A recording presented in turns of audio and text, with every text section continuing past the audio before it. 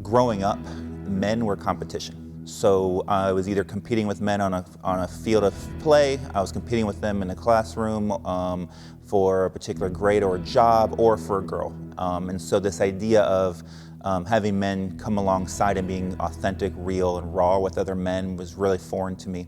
My story was kind of the Lone Ranger Christian, trying to do everything on my own, trying to be the best I could be, but never being vulnerable or open with anyone either. How do I cover up my pain and not let somebody else see my struggles? I think we as men, we hide because we're afraid. We're afraid that if somebody knew that I struggled, that I would lose some credibility with my male counterparts. I think there's a lot of guys out there who may never grace the front door of a church. I mean, I hope they do, but they may not. And so to have a place where a guy can come where, it doesn't feel like church, where he can rub shoulders with other just real guys who are on the journey. I just think that creates a little bit of safety for a guy to just open up, be vulnerable, be a bit authentic. I think the great thing about base camp, it's very low commitment. You really just need to show up. If you want to get a beer, that's great. If you don't, that's fine too. There's no other responsibility or obligation outside of that, and you can just hear a story, and that's really what it's about. So Founders was a little bit different for me. I didn't really know what to expect and what it was about, but it was really just real men doing life together and sharing stories. I think a ministry like Grace Explorations is important because there's a lot of men just doing life on their own out there. As a recovering alcoholic, it certainly doesn't seem like I'd get involved with a ministry that is largely based in breweries. But I did, and I'm sure I'm glad that I did, because it's rare to see the kind of genuine relationships that are developed through base camp.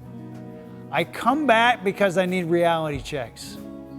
It's so easy for me to pose. I probably have a postdoctoral degree in posing, and so I come back here and I'm reminded that I don't need to do that. I need that. I need that. Kevin has modeled that well. This group does that well, and I need it. Until we can really own our own story, we can't really tell somebody who we are because we don't know who we are. I think story connects our head and our heart real fast. And so when you're telling your story or you're listening to a story, you realize you're not the only one. You're not alone. As a pastor and a counselor, I think we spend a ton of time getting guys to church, trying to get guys to church. And Kevin's vision was more along the lines of let's go where men already are and let's reach out to them there. And then we can partner with churches, we can connect with churches, but let's see if we can go where men already are and reach them with this gospel storytelling idea and see if we can pique their interest. And I love that. Yeah, what I love about how Kevin has built base camp, he's built it on story. Every time you come to a base camp, you hear a redemptive story from some guy who's struggling or who's come through a struggle. And when you hear the story, you're able to say, yeah, that's me too. I'm not the only one in this world that struggles.